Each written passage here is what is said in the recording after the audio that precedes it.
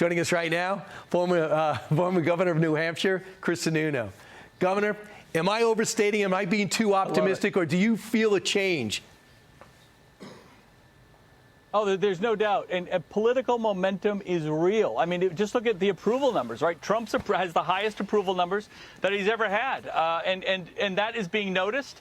His appointments are moving forward. He's actually doing stuff.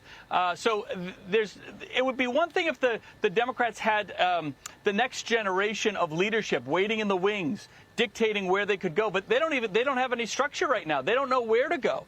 So right now, the only thing that they can do is try to be successful, and that's going to be on the Trump agenda, the Republican agenda, the workers' agenda, because that's the key to all this. Is that because the party has gotten bigger, because there are so many new workers, that workforce of America that's now backing the Republican Party, they know that the Democrats just know they have no place to go but to actually find some common ground here. It's not going to be easy, but there is a time limit. I know we'd like to do it forever, but Trump has to take advantage, I think, of the next 2 to 6 months. That's when the biggest and strongest wave of political momentum will exist, and he'll take advantage. Will Congress respond?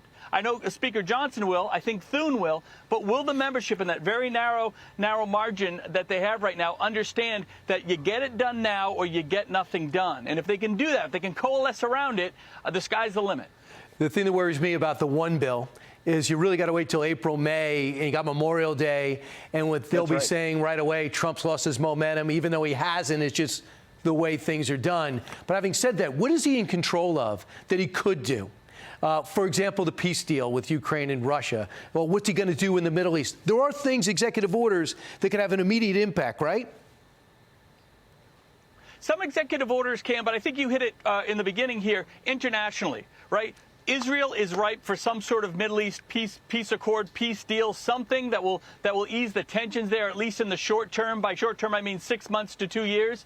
Ukraine is ripe. They are exhausted. Russia is exhausted. There's a solution that can be brought to bear there, and he can have complete control over that, say over that, and take a win over that. And then to the last point you brought up, I personally don't like the one bill thing. I like breaking the bills up, as many as you can. As a governor, this is what I would do.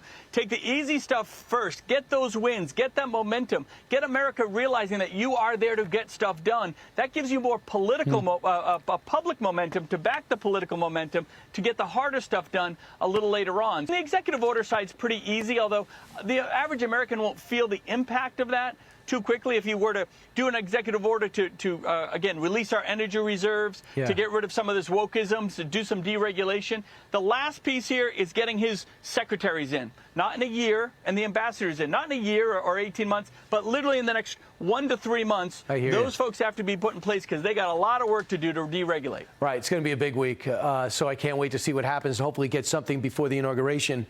So, Governor, we've spoken before about Gavin Newsom. You got to know these governors up close and personal. You could see who's got the talent. And when the chips are down, when there's a catastrophe hit, you got to go on instinct.